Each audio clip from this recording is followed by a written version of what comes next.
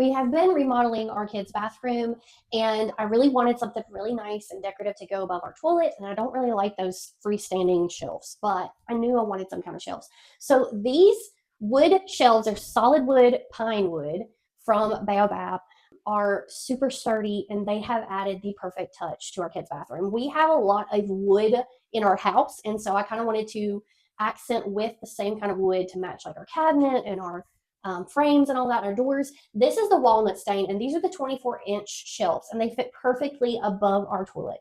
They are beautiful, solid wood, and they were super easy to install. They come already pre-grooved on the back side.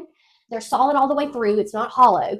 And then it comes with all of the brackets and the screws and the drywall screws that you would need to install this. Now, my husband and I did tackle this together, and we measured and lined everything up with tape before we hung everything to get it just right. And I am so happy with the way it has turned out. These are gorgeous, and they have definitely added some character to this space.